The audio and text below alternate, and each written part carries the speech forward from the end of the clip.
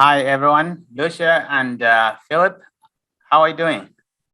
Not bad, not bad. Yes, Thanks. Phil, you remember Lucia? Lucia was here for one of the episodes about a month, 2 months ago, or something like that.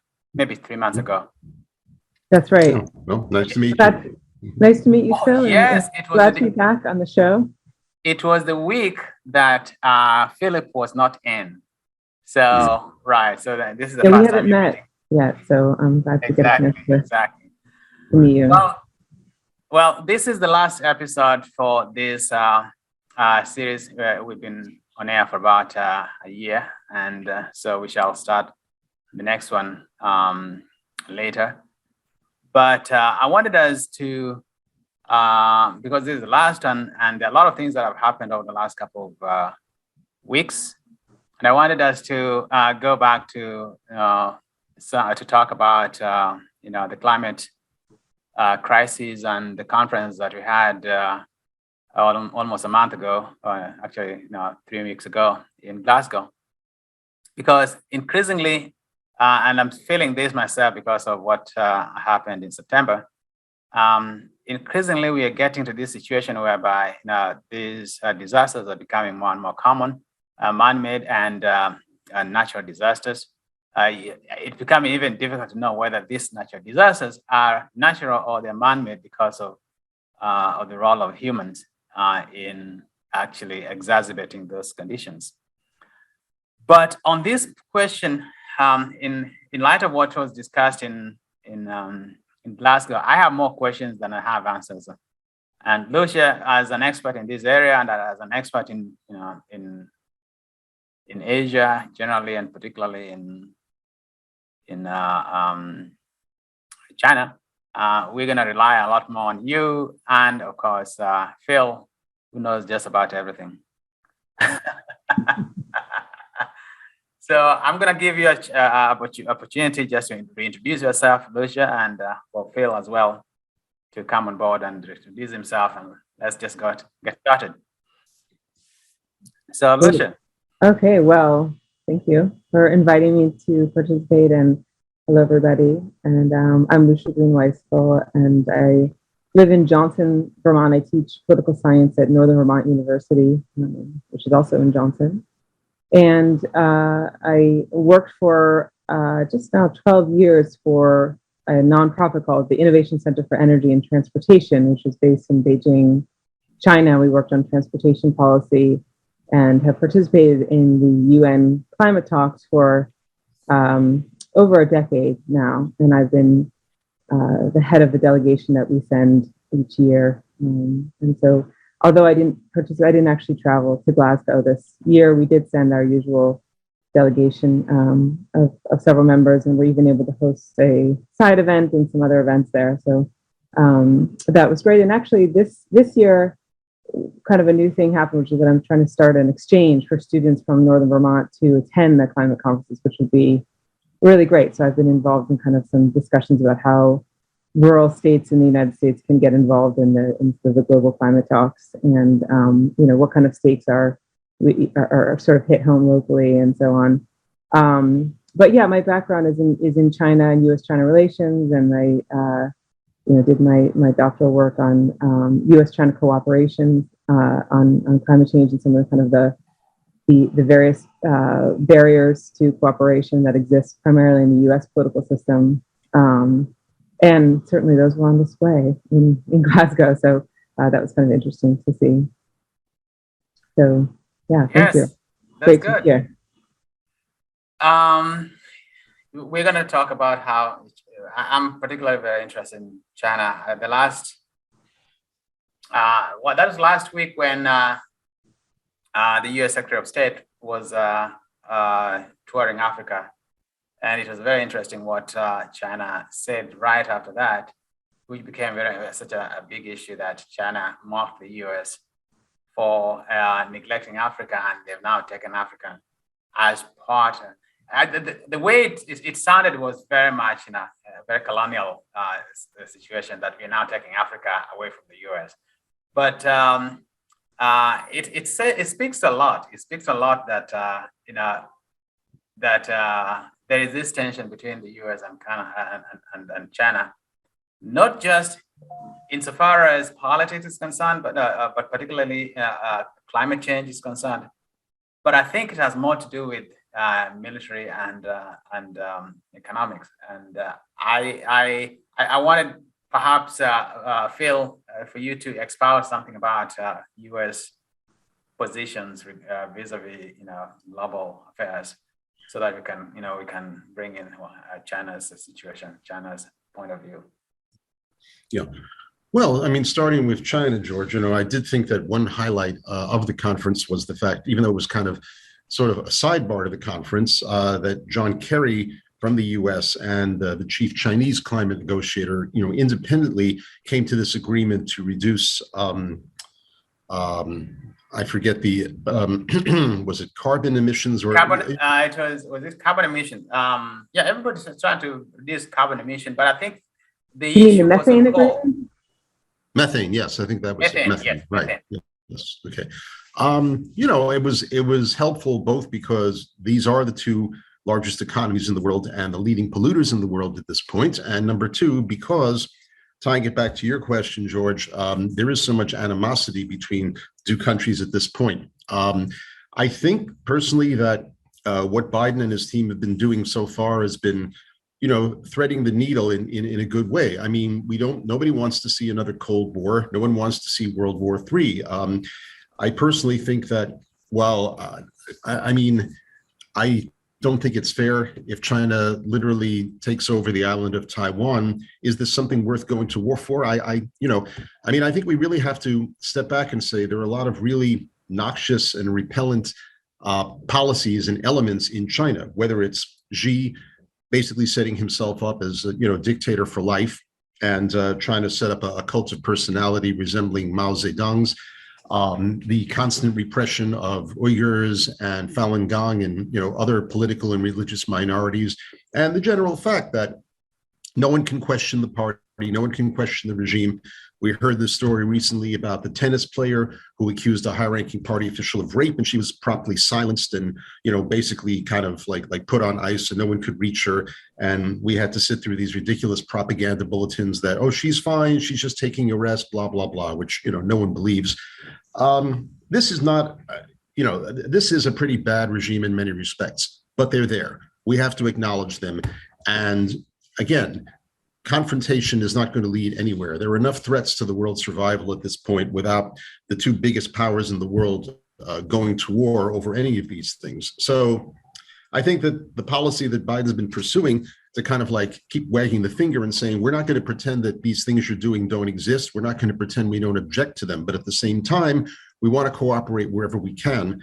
I think it's the only sensible way to go at this point. And so I think the agreement that Kerry and his Chinese counterpart came up with is a good example of that. And hopefully we can see more of that, in the future. Yes. Does it look like there is kind of not a conflict really, but there are different camps in the White House or in the U.S. administration, because Kerry, I was reading somewhere that Kerry is the one who is looking for engagement, a lot more engagement. And that Jake Sullivan is the hawkish one. And although I would imagine that Jake Sullivan, he's had a few stumbles, and that may not work out very good for him. But the fact that you have camps, people like Kerry, who has been there for a long time, so understands all these things, and climate change has been his issue for decades and decades. They are the ones who are pushing for this re-engagement, because nothing is going to happen without engagement. And Lucia, don't you think that the U.S. administration, Biden, may have to be a little bit more careful regarding, this so-called move, the shift to Asia, because much of it is going to antagonize China, and much of it may not come out to be very good, given that France already got so pissed off after it was France was kind of neglected for when they had this nuclear deal with Australia. Right. And the deal with Australia was basically a deal against China. Right. Yeah, definitely. I mean, I agree with a lot of things that Phil brought up. And, I think this is one of the most strained moments in U.S.-China relations in recent history. And so it's hard not to see what happened between the U.S. and China on climate change in that context. And what I'm seeing is really the U.S. losing its bargaining power. And I think there's kind of a long story that's led up to that. And, I think Biden came to the conference in Glasgow thinking that, the U.S. was going to regain the helm of these international discussions and exert influence and kind of diplomacy would be king once again. And yet there's, I think he kind of missed the mark a little bit. And I think there's very little that the United States has in terms of leverage, economic, and also in terms of political. The U.S. has already been sort of bludgeoning China over the head about every single thing from human rights to, now it's sort of negligence in terms of Xi Jinping not showing up at the conference, which, Biden said was a disappointment and so on and so forth. But, I think, China actually is sort of playing its own side game, and it's actually, it's kind of marching along at a steady step this whole time, and is not really changing course in any direction. And it's positioned itself to be at least a technological leader of a global green economy. It's the by far the largest producer of wind turbines and solar panels, but also it's also the source of a lot of the natural materials that go into making those products that really aren't available in other places of the world, and then also the labor and the manufacturing, which is happening in China in a much more efficient way than really anywhere else. So this has put the U.S. in a bind, and it's interesting you bring up the two camps in Washington, and I think Biden is in the middle. I always see him as like this ping pong ball being sort of shot back and forth by these very deeply opposed camps. And unlike other issues in U.S. foreign policy or domestic policy, it doesn't cut neatly on Democrat-Republican lines. There's always been sort of like hawks against China in the Democratic Party, but also in the Republican Party. And then there's people who take a more cooperative approach to China, but also in both parties. And so it kind of is different than any other international issue that the U.S. faces. But my argument is basically that division in Washington has existed since World War II. And there's been those who've seen China and the Chinese political and economic system as basically an existential threat. And then there's been those who see China a little bit more realistically, seeing China's rise as inevitable and cooperation as essential to preventing any sort of upset to the political system. And they've been at odds with each other. And basically every president has struck some position in the middle and said a few things about Taiwan and then concessions on the other hand, and kind of played both sides in this very highly delicate diplomatic manner. I think Trump represented a big swing to the right in terms of taking a much harder line on China. But then, Biden, who promised to be, a little bit more conciliatory towards Beijing, has actually followed through on a lot of the policies that Trump put in place. So, that's kind of interesting. I think that was set the table for these negotiations. My feeling about Xi Jinping not showing up is that, first of all, he hasn't left China since the beginning of the pandemic. And so there's kind of a doubling down of isolation that's happening in China, which is very interesting on a lot of levels. I think there's implications for human rights and a lot of foreigners who are leaving China, and a lot of China's elite who aren't able to leave China, who are kind of not able to sort of interact with global counterparts as much. And so there's real isolation that's taking place, which worries me in the long term. But they also are kind of leading in this game anyway. And so, I sort of said Xi Jinping's behavior at Glasgow is a little bit like an elite athlete who turns in a slip to the high school gym class. He's like, I don't need to do the relay race because I'm already doing, I do X number of sets of, whatever kind of athletic activity on my own. I'm so far beyond you that I don't need to sort of play along with this. So, it's a delicate situation for sure, but I'm not sure that China, Biden can just sweep in so neatly and think of himself as the global leader, because the U.S. has also been a mess on climate change. And that's what I was going to be picking up on. and Phil, you can come in. They both sides actually have problems. The U.S. has problems. China has problems. From my vantage point, I think China's economy is not growing as fast as it used to be. They have become much more repressive, as Phil said. Some of their billionaires, not that having a billionaire is a measuring gauge or some kind of a standard that you have to have. But as you just pointed out, there are a lot of people who had managed what do you call it, capitalism, that are running away out of China. Even companies that do not want to invest in China just because of the turn of events in recent years, as opposed to like about 10 years ago when China was going gangbusters.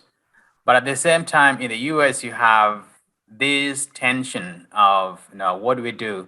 But those tensions are not only coming from China, but from domestic politics. And I don't know, Phil, could you speak to the domestic politics, how this is going to hamstring any kind of administration, whether it's a Republican or a Democratic administration going forward? Because I know that Obama was trying to shift to China, away from the Middle East. It was so difficult. Of course, they couldn't just labor laws. First of all, was one of the issues that he was trying to talk about. But the labor, industry or the unions wouldn't allow him to do that, and a lot of Democrats didn't allow him to do that. And Biden is trying to do the same thing, and so far the results are a little bit mixed. Now, first of all, Lucia, it's very funny you mentioned that metaphor about a high school athlete getting out of gym class. I've just had to help one of my sons with an email asking just that, because he's on the school baseball team, and it's like, why should I have to do PE when I'm already working out 5 days a week? So, yeah.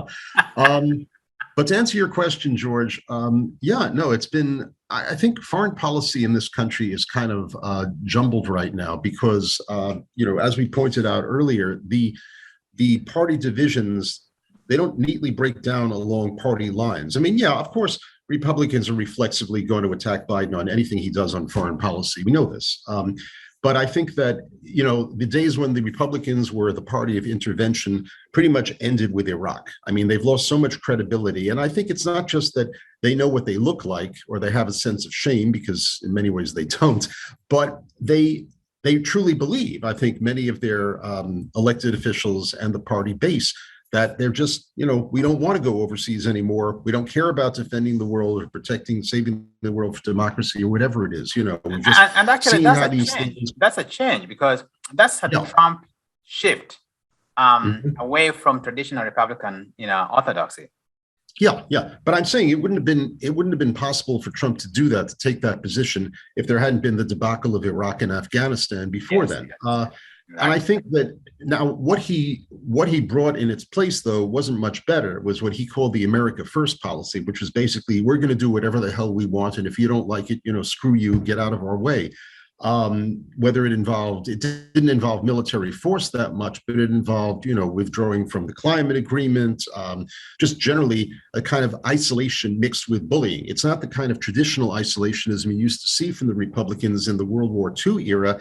It's more like, isolationism in the sense of, we're just not going to listen to what the world has to say. We're going to get involved in the world, but it's my way or the highway. Now, that's clearly not an approach that seems to still have some traction, among some Republican voters. But I think basically, though, both parties, I think, you don't hear too many war hawks on either side of the aisle, which I think is a good thing.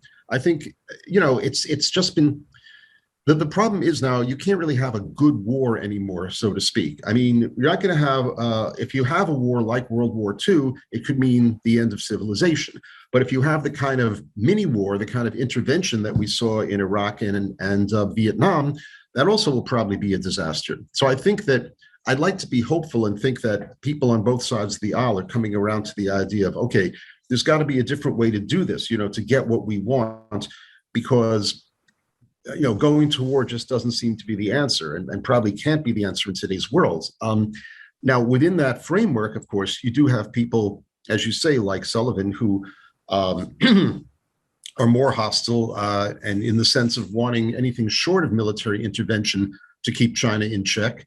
And there are others who favor more engagement. I mean, I'm in the engagement camp myself, but I understand the feelings of people who say, look, I don't want to engage with this awful regime, this dictatorial regime that is, imprisoning and even torturing and killing people that it doesn't like. But again, they're the 900-pound gorilla in the room, and I don't see I don't see an alternative to engaging with them, basically, at least on certain issues. While at the same time, right. While at the same time indicating our strong disapproval of some of the policies that they're taking place. And I mean, the thing that Lucia was saying also about Xi's isolation, I think that's another important thing to consider. We want to keep them, I think, engaged in the world as much as possible. We don't want to see a repeat of the 60s when you couldn't tell what was going on in China.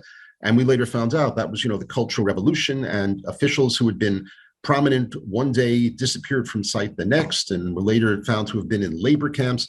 We also don't want to see China become another North Korea. Okay, so I think that should be a guiding principle, to keep them involved in the world as much as possible, so that we can, and as transparent as any dictatorial regime can be, so that we have a sense of what's going on there and can, respond accordingly. Because if we don't know what's going on, that really heightens the potential for disaster, I think.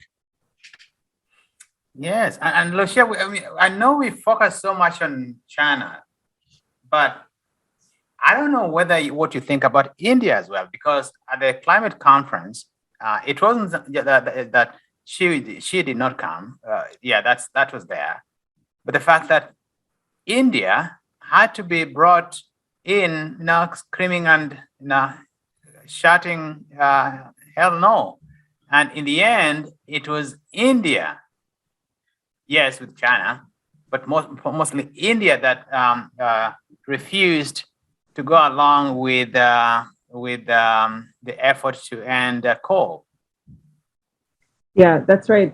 Before I want to talk about India, but actually, it's okay if I just respond to something that Phil said really quickly. I think that was, an important issue about the U.S. isolation, and one of the ways in which that isolation has manifested. I mean, you mentioned the piece about the war, the appetite for war and intervention decreasing, but also that the U.S. has really stayed out of the sort of global transition towards green energy that's happened everywhere else. The U.S. kind of has looked the other way, while many of the world's economies have shifted to less fossil fuel-based energy systems, and China's been at the helm. So that's another aspect of that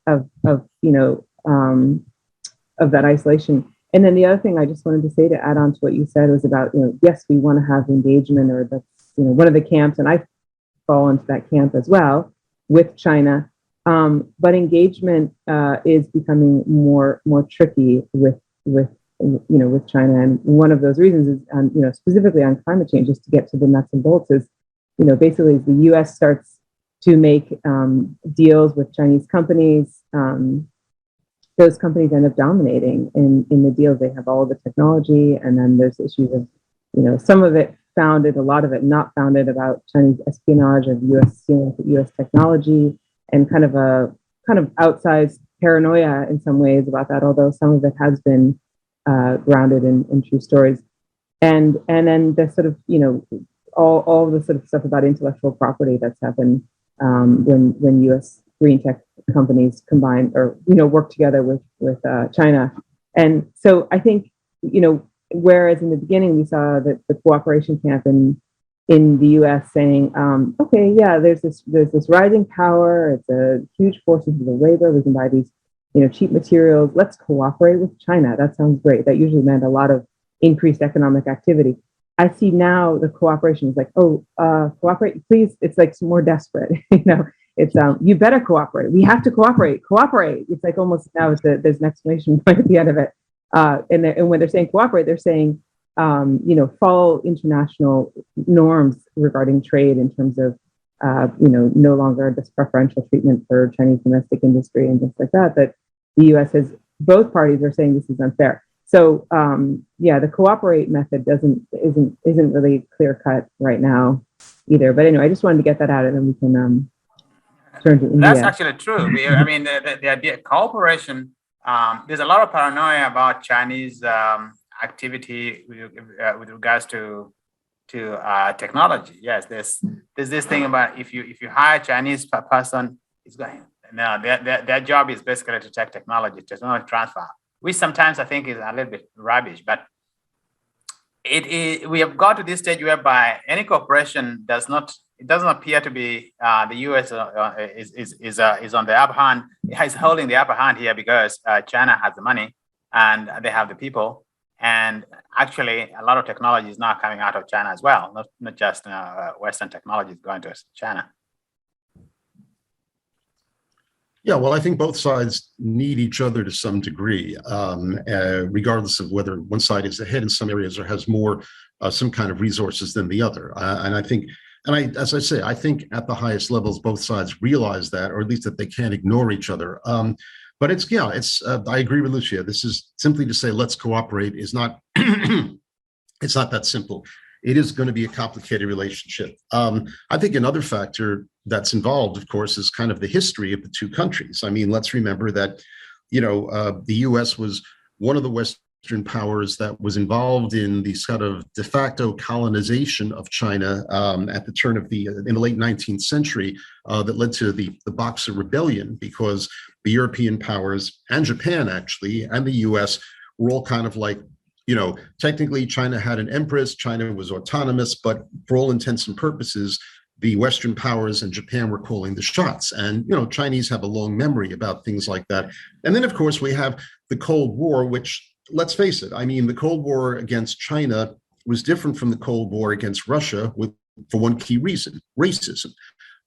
We saw this again, of course, with Trump talking about the Chinese virus. He knew what he was doing. He was very disingenuous and saying well, it came from China. No, he knew what he was doing. There is still hostility in this country towards Asian people. And the Chinese, I can remember some of the propaganda in the late 60s and 70s about Red China. We never talked about Red Russia. It was always Red China. And these scare tactics, there is definitely a factor there that makes the Chinese seem more sinister to the average American than some of the other adversaries we have in the world. And that's also, I think, a complicating factor going forward. Yes. Now, just a little bit of, just to wrap up a little bit about what's going on here. I was talking to some FEMA people, and there's a story in the New York Times again recently that talked about refocusing on mitigation. That mitigation in the sense that the U.S. government now wants to, instead of coming to disasters caused by climate change, when they happen, they want to be above it. They want to be intervening before. The problem that we have, and it harkens back to the discussion we just had, is that from my vantage point, I think a lot of people that the U.S. government employs don't know what they're doing. I've had discussions with people who are asking me for ideas about climate change, how they can tackle it. So there's a lot of gray area in this, and I was just trying to figure out from your vantage point. I know that last week we had some good ideas from David Bogoslaw, but what are some of the nature-based solutions that we should be going for in addressing this problem? And it's a problem that perhaps is going to consume us for the foreseeable future, and consume us in a much high, a lot more than we currently have it. I think a lot of our budget is going to go towards trying to limit damages that are caused by tornadoes, that are caused by flooding, and all of this. And it's a lot of money. So, what other ideas have you been hearing, reading about that we should highlight a lot more? Well, you're exactly right about this, the shift towards focusing on mitigation. And actually that was one of the sort of headline issues that came out of the conference, was the doubling of funding that was promised towards mitigation for developing countries from developed countries. And that was sort of framed as one of the successes of the conference, although it must also be noted that the the climate fund that was promised to begin in 2020 has yet to collect any actual money as well. So I think it's hard to sort of trust those promises from some perspectives. But yeah, I mean, I think the U.S. The area of change that I see as the most promising and the most essential is really the U.S. shifting away from fossil fuels. And, it was interesting to see the sort of battle in U.S. Congress of Manchin kind of having this fit to tear down, the climate pieces of Biden's legislation and Build Back Better and then also in the infrastructure bill. And, basically the Build Back Better started with a lot of great programs for climate change and was slowly dismantled and ended up being a much weakened down version of what it started as. And Manchin is one of the largest recipients of donations from fossil fuel companies, I think the record of any senator. So sort of the gap between our elected officials and, the power of industry and through lobbying is becoming smaller. And that's, I think, really, really problematic. That's something I would really focus my energy on, is just sort of getting fossil fuels out of politics. And I know this is almost a cliche at this point, but it really does stop the momentum. And then, of course, the U.S. without the domestic, capability to reduce emissions and shift, really make a genuine shift over to different sources of energy, it really doesn't have the bargaining power at the global stage. And that sets a tone that then kind of echoes through, the rest of the world. And so I think this has sort of happened again and again, and it continues under Biden. It's very disappointing to see that happen. But that said, I do think there's a lot of areas on the side for cooperation. And, I know firsthand that the U.S. and China have worked together very effectively on the development of low carbon fuel standards and electric vehicles and development and implementation of new systems of transportation and technology. I was very dismayed to see some of the professors of Chinese descent who are being thrown out of U.S. universities because they're being suspected as spies and whatnot. There was an article in the Times about that recently too, and it's a real loss to the kind of brain trust of the U.S., which has been behind a lot of these new technologies anyway. So we definitely need to have more cooperation. And, I think also there's to shift towards the subnational level as well, like as global leaders kind of fail to strike these productive deals. I mean, the Paris Agreement, of course, was a success on paper, but it was very, it was very thin in terms of what that agreement actually promised. And I think, subnational governments and, states and provinces have picked up the slack in that way. So I see some potential area of growth there as well. Yeah, but a lot of it is going to be what gets done. And I was reading an FT article, which was interesting. It was saying, number one, this is the first COP conference where the bankers there have been more bankers than scientists. And by the end of the day, the last day, the bankers are taken over, organized by Carney. Is it David or Michael Carney? Used to be the central bank governor in Canada and England, and now he's working for the UN. And Jamie Dimon and all these big people, Bloomberg, people with money, and they basically started taking over and saying that now, first of all, their money is needed for anything to happen. But then I'm wondering, like Phil, when was the last time a banker took over something without thinking about their own investment and without thinking about what they have to gain out of it? I've never seen the investment bankers having any altruistic notions. Well, George, it's like, I remember there was an old British film called The Man in the White Suit, and one critic talked about a character in the movie, an industrialist who as the critic put it, he always does the right thing as long as it's in his own best interest. And I think we're seeing something like that too. The bankers kind of are reading the writing on the wall, and they're thinking, okay, this is where the train is going. Let's jump on it and try to, be able to steer it for ourselves as much as possible. And I don't object to that as long as they're steering it in the right direction. I mean, I think that you are seeing across private industry in this country less of this kind of short-term thinking and short-sightedness, at least when it comes to the climate crisis, which is a good thing. And it's funny, Lucia mentioned Manchin before, and I think Manchin, Good old Joe. good old Joe. The third, he's got the three I's after his name. But so his family is actually invested in some company that. Oh yeah, he's right. I think he co-founded a coal company. His son sits on the board of that company. It's amazing. The man is absolutely shameless. He inherited wealth himself, and yet he has the goal to say, like, well, I don't want too much social spending because I don't want us to become an entitlement society. Oh, you're not entitled, Joe. That's right. No, you're not. You're just lucky, I guess.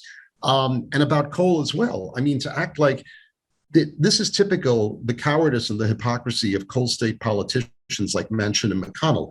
They don't have the guts to tell their voters, look, coal is on the way out and we have to adjust. No, they pretend to act like, oh, coal is going to be here forever and we just have to fight these liberal bureaucrats who are trying to shut down the mines. I mean, and that leads to what I was saying again about private industry. This is another promising thing. I think the reason that coal is dying in this country, and I think in other countries too, is that the energy industry, and you know this, George, as well as anyone, is devoting less and less investment into coal because they see it as like just a dead end. It's too dirty. Most houses and businesses don't use it anymore. Trains don't use it anymore. I mean, it's harder to wean people off oil and gas, but coal is definitely on the way out, and everybody knows that. And at the same time, even when you talk about oil, I was very heartened last year when I think GM and some of the other major automakers said they're going to push to go all electric by a certain date. And, at least, and more people are driving hybrid cars.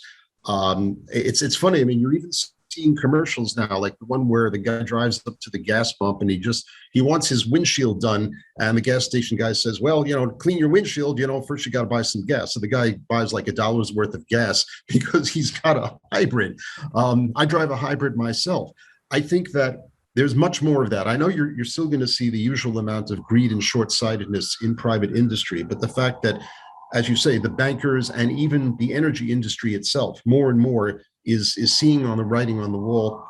It's important because, again, I think we can't rely on governments to do everything. I think that's one thing that I took away from the conference as well. They made progress, yes, but clearly there's going to be backsliding. There's going to be political opposition like you see in this country. And for that reason, we can't rely on governments by themselves. The private sector has to play a role here. And it's, as I say, I'm heartened by the fact that some parts of the private sector are doing that. And I hope we see more of the same. Yeah, but you're right. The way I look at the private industry, and particularly the bankers doing, they go for where there's a market. They know that the market for coal is in the US, at least for is gone. But in Australia, it's still coal. In China and India, they're still using coal, and that's why these companies, if you want them to work better, then they shouldn't be multinationals, because when they have an interest in China, they're gonna support that. When they have an interest in whatever in Brazil, they're gonna support that. And so the idea of opening new markets would drag them towards that and allow us to move away from fossil fuels. The transition is so tough. It's so tough, Lucia. And nobody wants to leave money on the table. And I guess that's one of the reasons that they're dragging their feet. They want to come, but they're dragging their feet. They haven't seen where the money is going to. But they're very, very cognizant of the fact that there is likely going to be money at some point, somewhere in the post-fossil fuel world. And they want to be part of that. All right, so I know that you're leaving. This is the last. And so I want to say thank you, Lucia, Thank you, Phil. And for our viewers, we hope that you're going to enjoy this and that you're going to continue supporting us going forward. Don't forget to like us, to subscribe, and to share. Until next time, thank you.